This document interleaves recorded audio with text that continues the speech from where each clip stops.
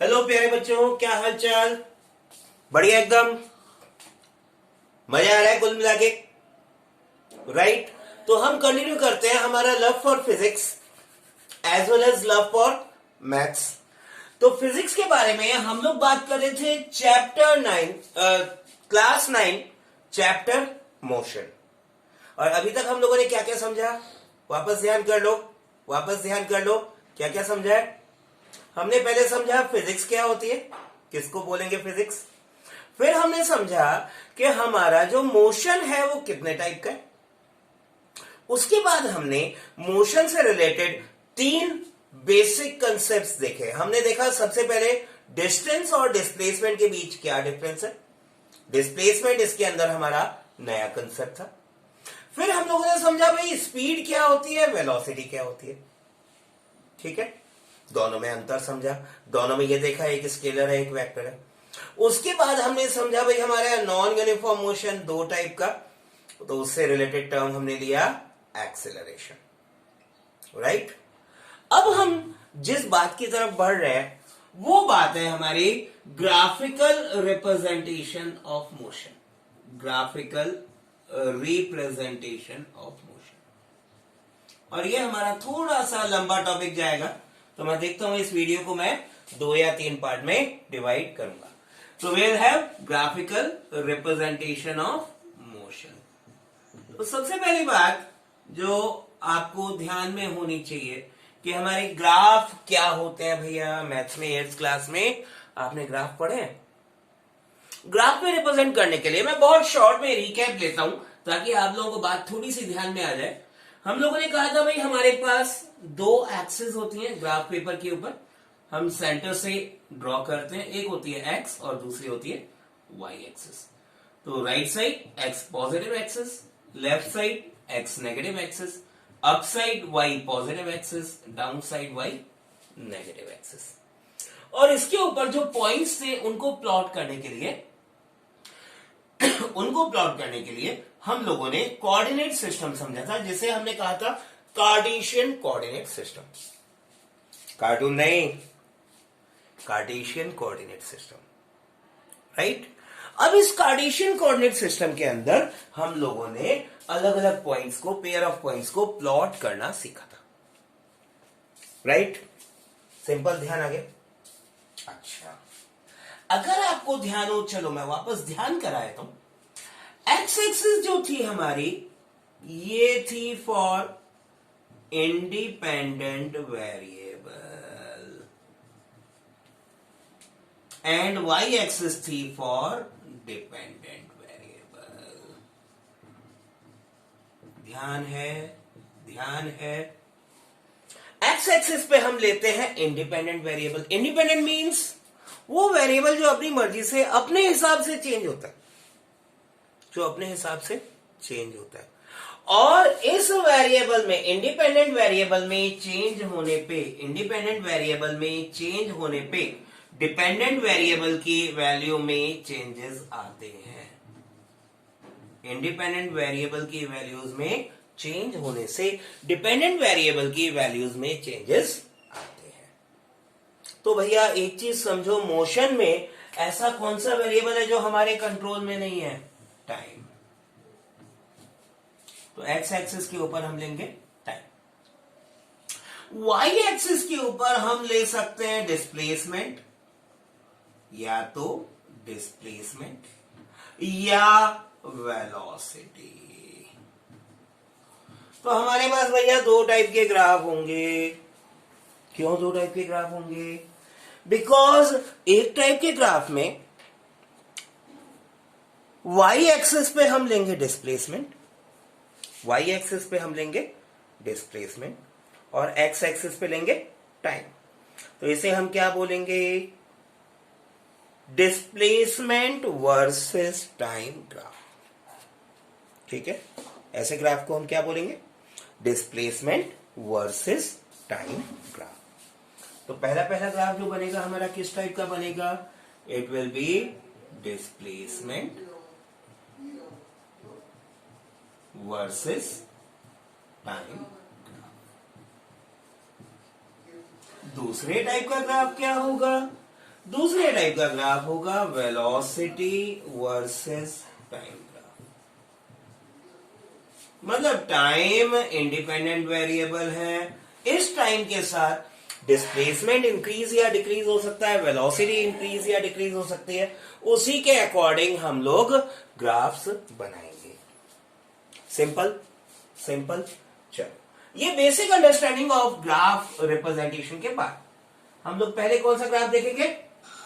पहले कौन सा ग्राफ देखेंगे? Displacement time graph. ठीक, तो एक काम करते हैं, यहां पर एक ग्राफ पेपर की एक्सिस ड्रॉ कर लेते हैं। और इस एक्सिस में हमने क्या कहा था? इस एक्सिस में हमने कहा था कि हमारी जो वर्टिकल एक्सिस होगी ये तो होगी displacement axis. This should be displacement axis. ठीक है, डिस्प्लेसमेंट को हम नॉर्मली डिनोट करते हैं बाई एस, और ये कौन सी होगी? Time axis. ठीक है, डिस्प्लेसमेंट टाइम ग्राफ पहला जो हमारा displacement time graph of an object, of a moving object. अरे भैया, रेस्ट पे जो ऑब्जेक्ट होगी उसका डिस्प्लेसमेंट टाइम ग्राफ एक जैसा रहेगा हमेशा, तो it should be of a moving object. ठीक, अब मैं क्या करने वाला हूं, इस डिस्प्लेसमेंट टाइम ग्राफ का बिल्कुल सही मजेदार आइडिया देने के लिए मैं क्या कर रहा हूं, एक एग्जांपल ले रहा हूं मूविंग ऑब्जेक्ट का। मैं एक एग्जांपल ले रहा हूं मूविंग ऑब्जेक्ट का। देखो भैया, इसको फील करना, इसको महसूस करना बहुत जरूरी है कि हम कैसे ग्राफ ड्रॉ करेंगे। यहां क्या? डिस्प्लेसमेंट, यहां पे क्या? टाइम। चलो एक एग्जांपल लेते हैं भाई, ये इनिशियल पॉइंट, स्टार्टिंग पॉइंट। ठीक है, ये रेस स्टार्टिंग का पॉइंट है, ये ट्रैक। ठीक है, और ये ट्रैक है, कितना माने? चलो 400 मीटर की रेस मान लेते हैं। ये रेस 400 मीटर की रेस। ठीक है, राइट। एक एथलीट है जो अपना टाइम मेजर करना चाहता है कि मैं कितने टाइम में 400 मीटर की रेस कंप्लीट कर पाऊंगा। So what we are going to do, हम लोग यहां पे इस एथलीट को दौड़ाने के बाद 400 मीटर्स कवर करते समय, 400 मीटर्स को कवर करते समय ये अलग अलग डिस्टेंस पे कितना टाइम लेता है। अपन क्या करते हैं, यहां लेते हैं 50 मीटर, यहां लेते हैं 100 मीटर, यहां लेते हैं 150 मीटर, यहां लेते हैं 200, 250, 300, 350, ये 400। ठीक, ये जो एथलीट है स्टार्ट हुआ 50 मीटर कितने टाइम में पहुंचा, 100 मीटर कितने टाइम में पहुंचा, 150 मीटर कितने टाइम में पहुंचा, ये सब हम देख लेते हैं। यानी हम क्या करेंगे, डिस्प्लेसमेंट एक्सिस पे कितना स्केल लेंगे, 50-50 का ले लेते हैं। यहां ले लिया 50, 100, 150, 150, 200, 250, 300, 350, ये 400 आ गया। 50, 100, 150, 200, 250, 300, this is 350 and this is 400। ठीक है, टाइम में चलो हम एक काम करते हैं, स्केल डाल देते हैं 5 सेकेंड का। Every 5 second we are going to count 5, 10, 15, 20, 25, 30, चलो 35 सेकेंड और। ठीक है, अब मैंने ऑब्जर्वेशन चालू की। मैंने कहा भाई, जब डिस्प्लेसमेंट था पहला 50 मीटर, इसने टाइम लिया सपोज 2 सेकेंड, ये 2 सेकेंड नहीं, कम हो गया, बहुत कम हो गया, 4 ले लेते हैं, ये आ गया 4 सेकेंड। ठीक है, जब ये 100 मीटर पहुंचा,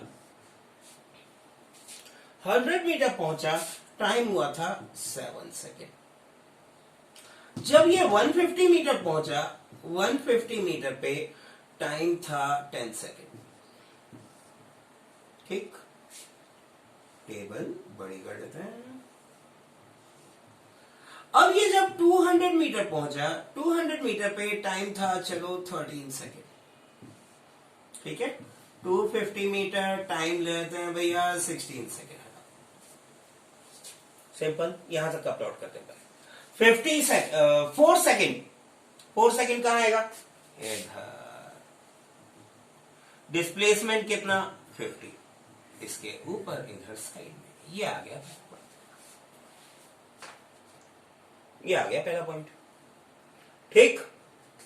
100 मीटर 7 सेकेंड, ये 100 मीटर से लिया, 7 सेकेंड लगभग 5 के पास में आएगा, इधर ले लो, ये आ गया। This is second point. 150 metre 10 second, ये आ गया 150 मीटर, दिस इज 10 सेकेंड, ये आ गया third point. 200 metre 13 second, 200 metre से 9 लो, 13 सेकेंड लगभग मिडिल में आएगा, this will be your point.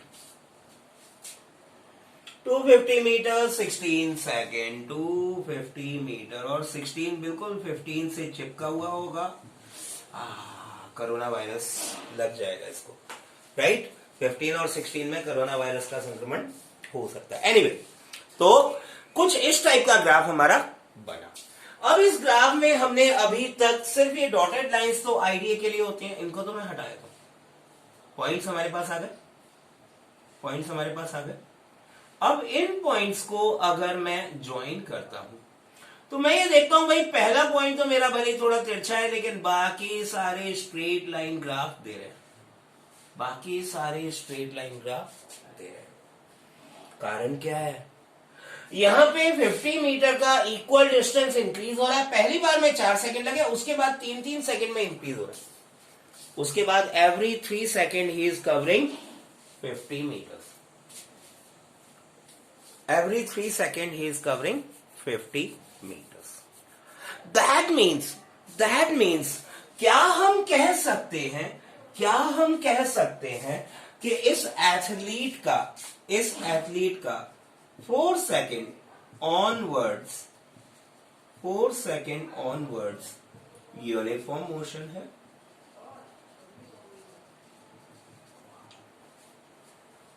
Uniform motion की डेफिनेशन ध्यान करो, यूनिफॉर्म मोशन की डेफिनेशन ध्यान करो। क्या थी? भूल गए? आई, थोड़ी आवाज आई, 2 की आई, एक और आई। क्या थी uniform motion? Equal distance in equal time interval. यहां भैया मैंने जानबूझ के लिया था, पहला 4 बाद में 3 ईच। 3 सेकेंड, 4 सेकेंड से 7 सेकेंड कितना टाइम हुआ? 3 सेकेंड। 3 सेकेंड में कितना डिस्टेंस कवर किया? 50 मीटर। 7 to 10 सेकेंड, 3 सेकेंड कितना डिस्टेंस कवर किया? 50 मीटर। 10 to 13 सेकेंड कितना डिस्टेंस कवर किया? 50 मीटर। 13 to 16 3 सेकेंड में कितना डिस्टेंस कवर किया? 50 metre. So this athlete is covering 50 meter in every 3 seconds. Equal distance in equal interval of time. 50 metre भी same है, 3 second भी same है। तो क्या हम कह सकते हैं इस एथलीट ने किस टाइप का मोशन किया? यूनिफॉर्म मोशन किया 4 सेकेंड ऑनवर्ड्स। 4 सेकेंड, पहले 4 सेकेंड 50 मीटर के लिए। भैया आप दौड़ना शुरू करते हैं, स्पीड गेन करने में थोड़ा सा टाइम लगता है, वहां इसको 1 सेकेंड लग गया, बट उसके बाद इसने कॉन्स्टेंसी मेंटेन की, हर 50 मीटर 3 सेकेंड के अंदर कवर कर लिए। That means it is a uniform motion, it is a uniform motion. अब यूनिफॉर्म मोशन का जो ग्राफ है ये तो हमने प्रैक्टिकली बना के देखा, बट यूनिफॉर्म मोशन अगर हो रहा है उसका displacement time graph, uniform motion का डिस्प्लेसमेंट टाइम ग्राफ किस टाइप का होगा? 2 केस बनते हैं, ये हमारा डिस्प्लेसमेंट एक्सिस, ये हमारी टाइम एक्सिस। एक तो ग्राफ बनता है भैया ऐसा स्ट्रेट लाइन राइजिंग अपवर्ड, एक तो ग्राफ बना इस टाइप का। इसका मतलब ये एथलीट वाला ही ग्राफ है। एथलीट कहां जा रहा है? एथलीट कहां जा रहा है? स्टार्टिंग पॉइंट से दूर भाग रहा है। एथलीट कहां भाग रहा है? स्टार्टिंग पॉइंट से दूर भाग रहा है। Graph rising upward.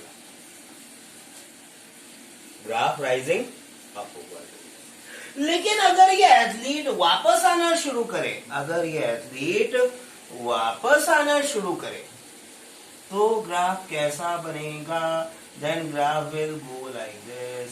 यहां पे क्या होगा? टाइम इंक्रीज करता जाएगा, डिस्प्लेसमेंट डिक्रीज करता जाएगा। मान लो एथलीट ने यहां से वापस आना शुरू किया तो टाइम तो इंक्रीज हो रहा है और डिस्प्लेसमेंट डिक्रीज हो रहा है, डिस्प्लेसमेंट डिक्रीज हो रहा है। तो ये जो ग्राफ है, object moving away with uniform velocity, ये जो ग्राफ है, object moving closer with uniform velocity. यानी प्यारे बच्चों, एक चीज बड़ी अच्छी तरह दिमाग में बैठा दो, बड़ी अच्छी तरह दिमाग में बैठा दो। अगर डिस्प्लेसमेंट टाइम का एक स्ट्रेट लाइन है, ठीक है, तो इसका मतलब बॉडी यूनिफॉर्म मोशन तो कर रही है, यूनिफॉर्म वेलोसिटी तो है उसकी, तो बॉडी की यूनिफॉर्म वेलोसिटी तो है, बॉडी की यूनिफॉर्म वेलोसिटी तो कंफर्म हो गई, ठीक है। अब वो बॉडी इनिशियल पॉइंट से दूर जा रही है तो ग्राफ राइजिंग अपवर्ड होगा, और वो बॉडी पास आ रही है तो ग्राफ डाउनवर्ड्स स्लोप करेगा। सिंपल। अरे क्लियर है? Graph rising upward, object is moving away with uniform velocity. अगर स्ट्रेट लाइन है तो ग्राफ स्लोपिंग डाउनवर्ड, ढलान बन गई, गाड़ी चलाना आसान हो गया, इस पे है स्ट्रेट लाइन, क्लोजर आ रही है विद यूनिफॉर्म वेलोसिटी। लेकिन ये क्या कर रही है? ये स्टार्टिंग पॉइंट के, इनिशियल पॉइंट के पास आ रही है, उसकी तरफ बढ़ रही है। ठीक है, ठीक है, सिंपल है। दिक्कत कमेंट में डालो, मैं एक्सप्लेन करूंगा। Clear clear clear.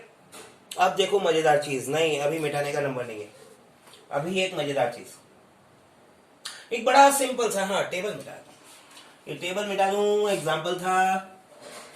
चलो ये एथलीट की पोजीशन भी मिटा दे। अब देखो भैया, एक बड़ा आसान सा कंसेप्ट, एक बड़ा आसान सा कंसेप्ट। अगर यूनिफॉर्म मोशन है, if uniform motion is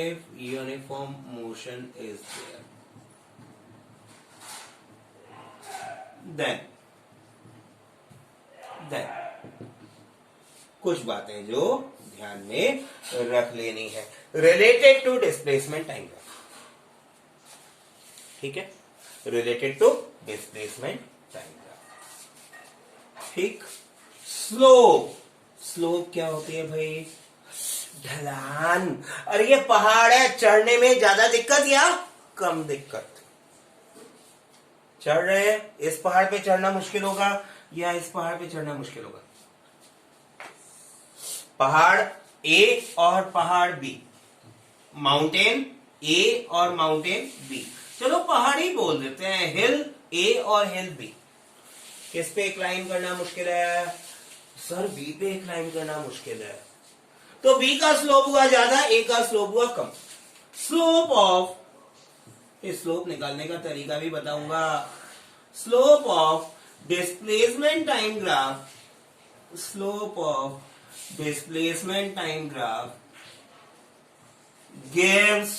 gives velocity of object, velocity of object।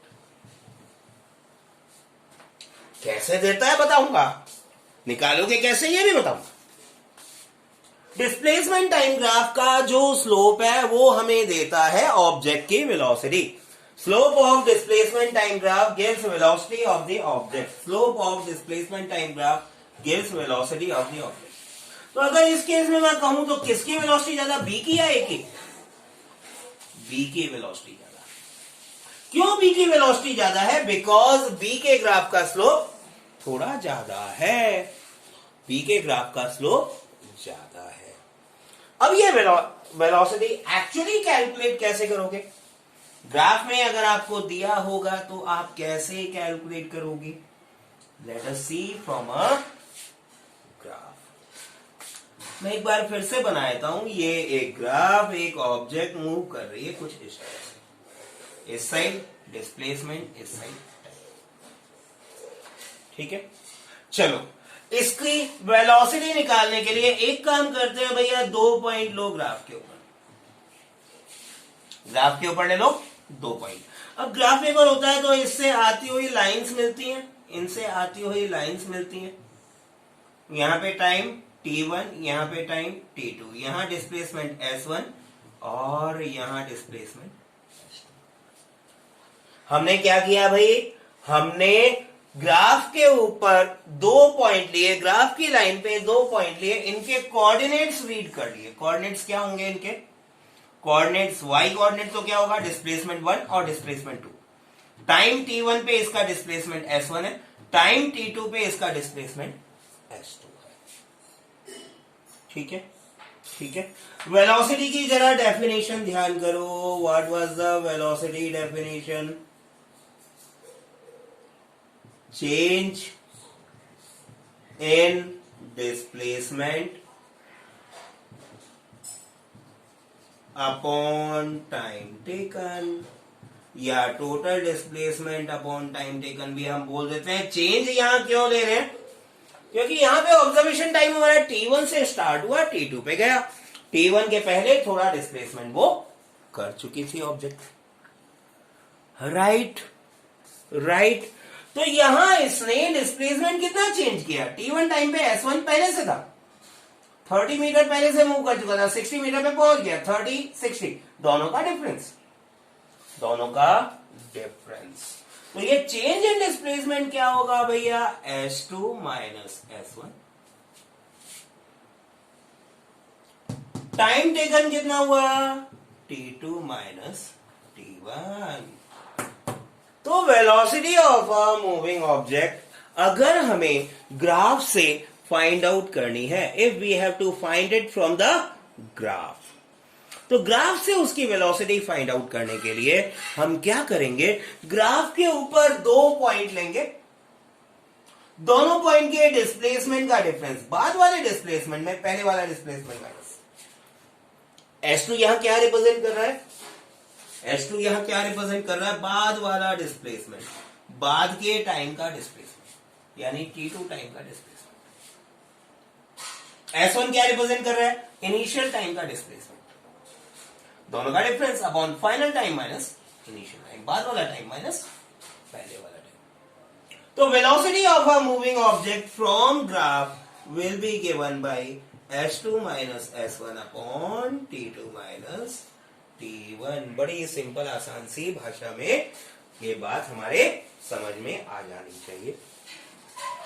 ठीक है, हाँ, सवाल सही उठ रहा है दिमाग में? 2-3 लोगों के दिमाग में मुझे सवाल सुनाई दे गया कि सर दूसरे ग्राफ की वेलोसिटी कैसी आएगी, नेगेटिव या पॉजिटिव? हाँ, कुछ इंटेलिजेंट बच्चे तो हैं। ये दूसरा ग्राफ कैसा बना था हमारा? Object moving closer, object moving closer. क्या इसकी वेलोसिटी नेगेटिव आएगी? क्या इसकी वेलोसिटी नेगेटिव आएगी? ये टाइम t1 लिया, टाइम t1 पे डिस्प्लेसमेंट s1 ज्यादा है और टाइम t2 पे डिस्प्लेसमेंट s2 कम है। तो क्या यहां s2 माइनस s1 नेगेटिव होगा? क्या यहां s2 माइनस s1 नेगेटिव होगा? बिल्कुल होगा। दैट मीन्स इस ग्राफ की वेलोसिटी अगर निकालोगे तो नेगेटिव आएगी। इस ग्राफ की वेलोसिटी निकालोगे तो नेगेटिव आएगी। कितनी आसान सी बात है। तो प्यारे बच्चों, हम डिस्प्लेसमेंट टाइम ग्राफ की बात यहीं खत्म कर रहे हैं। डिस्प्लेसमेंट टाइम ग्राफ की बात यहीं खत्म कर रहे हैं, राइट? पार्ट 2 में हम बनाएंगे वेलोसिटी टाइम ग्राफ। पार्ट 3 मुझे बनाना पड़ेगा इसका। वहां मैं आपको बताऊंगा डिस्प्लेसमेंट टाइम ग्राफ से वेलोसिटी टाइम ग्राफ कैसे बनाना है, right? So keep on studying, remain home, remain safe, remain secure in coronavirus outbreak, and keep on studying along with me. All the very best.